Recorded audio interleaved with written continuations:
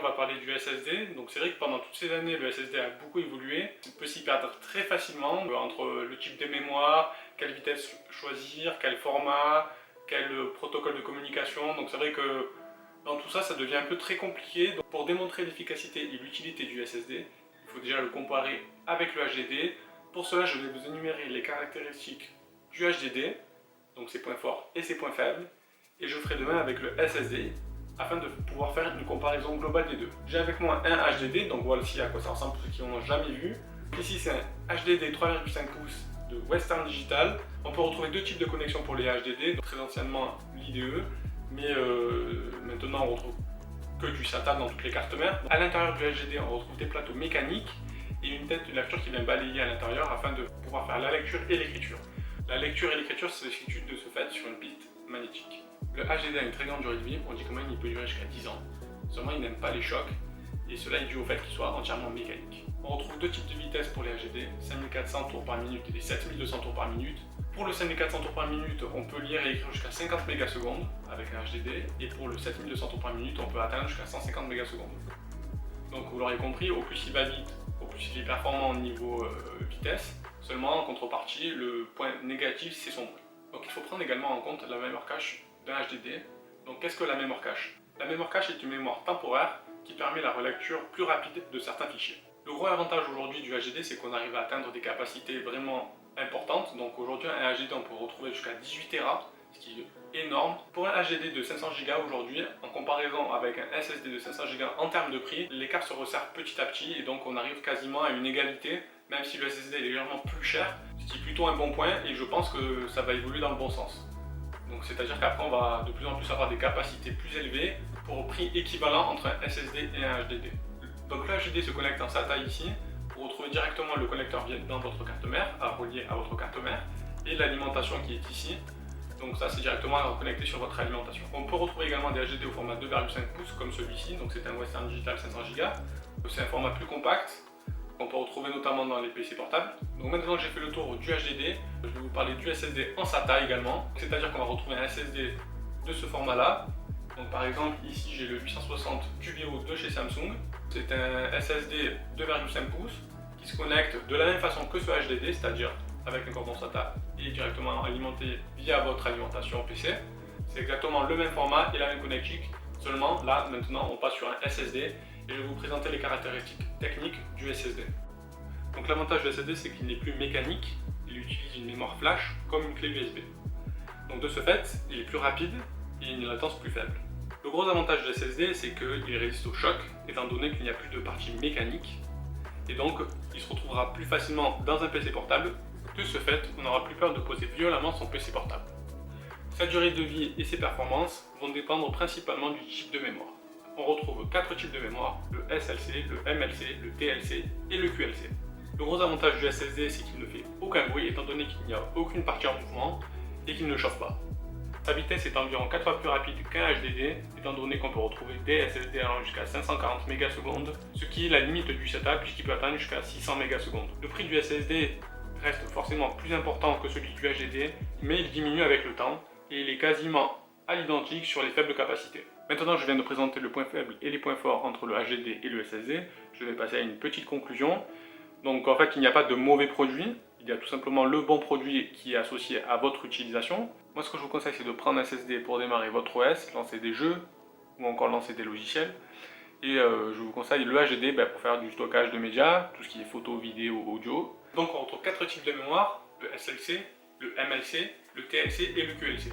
SLC pour Single Level Cell, c'est-à-dire qu'on a un bit par cellule. Donc c'est la mémoire plus en fait, donc c'est-à-dire qu'elle est plus pérenne, plus performante, plus précise et surtout plus chère. Donc à l'heure d'aujourd'hui, les SSD SLC on n'en trouve quasiment pas. Ce type de mémoire est plus prévu pour les entreprises.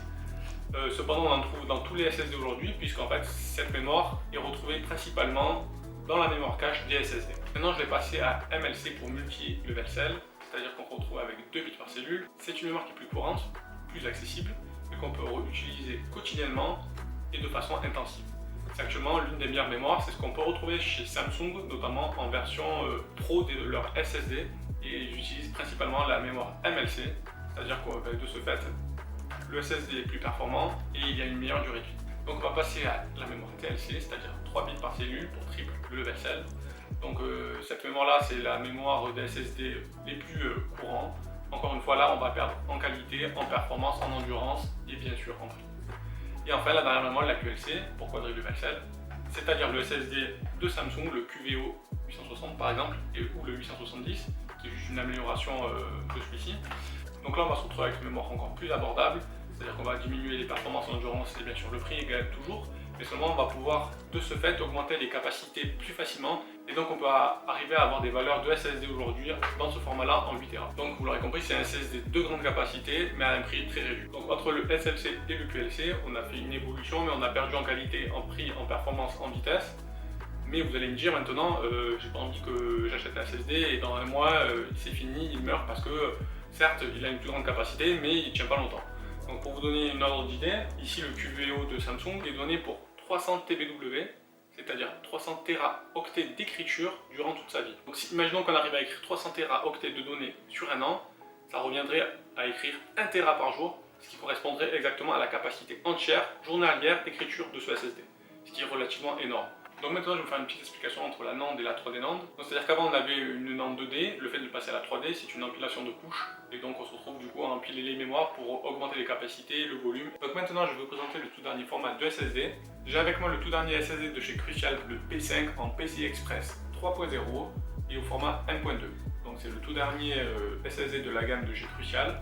Le format 1.2 est en fait un type de connecteur qui permet d'installer sur votre carte mère des cartes filles et notamment un SSD. Donc ici, voilà à quoi ressemble le format 1.2. Donc ici, vous avez une petite encoche qui en fait est un détrompeur à installer directement sur votre carte mère. Il y a deux formats de SSD en 1.2. Le 1.2 en version SATA, c'est-à-dire qu'on utilise les mêmes caractéristiques que par exemple le 860 QVO de chez Samsung. C'est-à-dire qu'on va retrouver les mêmes débits, les mêmes prix. Seulement ce qui change, c'est qu'on va le retrouver au format 1.2 et donc on va changer l'encombrement de celui-ci. Et après, on a tout ce qui est SSD en NVMe, c'est-à-dire on va pouvoir utiliser le bus PCI Express et donc on va accroître considérablement les vitesses. Avec le PCI Express 3.0, on arrive à des vitesses 7 fois plus rapides qu'un SSD en SATA. Donc là on arrive à des vitesses allant jusqu'à 3400 mégasecondes. Donc pour rappel, on était sur du 500 et quelques mégasecondes sur des versions SATA. Et en écriture, donc on peut atteindre des vitesses allant jusqu'à 3000 mégasecondes. On peut retrouver également actuellement des SSD au format 1.2 en PCI Express 4.0 atteignant jusqu'à 5000 mégasecondes en écriture. Avec le PCI Express 4.0, on va pouvoir atteindre des vitesses allant jusqu'à 10 fois plus rapides que le SATA. Donc par contre, il faut faire très attention à la capacité du SSD puisqu'elle dépend intégralement de la vitesse. Par exemple, ce SSD Crucial P5 en version 500 Go comme ici, eh bien, en écriture, on atteint les 3000 mégasecondes. Et si on l'achète en version 250 Go, eh bien, on a l'écriture divisée par 2. Donc bien faire attention à la capacité car elle dépend intégralement de la vitesse. Donc ces SSD sont bien plus rapides et bien plus performants. Cependant, en contrepartie, eh bien, ils chauffent plus et bien évidemment le prix augmente. Donc maintenant, je vais passer aux critères de choix pour choisir un très bon SSD. Donc il faut prendre en compte le MTBF qui est le temps moyen de bon fonctionnement, qui est un gage de fiabilité. Il faut prendre en compte le transfert maximum en lecture et en écriture. Il faut regarder le nombre d'IOPS, c'est-à-dire le nombre d'opérations d'entrée-sortie par seconde. Il faut également regarder la capacité, c'est-à-dire qu'en fonction de la capacité, vous ne retrouverez pas les mêmes vitesses. Et enfin, choisir un très bon contrôleur qui est en fait un microprocesseur qui va permettre de faire la distribution des données sur les mémoires. Je vous conseille des contrôleurs de grande marque, notamment chez Samsung, Crucial, Western Digital ou encore Corsair. Et enfin, le dernier point le plus important, bien évidemment, c'est le prix. Je vous conseille, en fonction de votre budget, un SSD pour votre OS, vos logiciels et encore faire du gaming. Il est à noter que le SSD ne commentera pas vos FPS lors d'initiation de jeu. Dites-moi en description si vous aussi vous utilisez un SSD et surtout quel type de SSD vous utilisez. J'espère que cette vidéo vous aura plu. N'hésitez pas à vous abonner et d'activer la cloche pour suivre ma prochaine vidéo. Mettez-moi des likes, ça me fera super plaisir. Et moi je vous dis à très bientôt. À ciao, c'était BNH.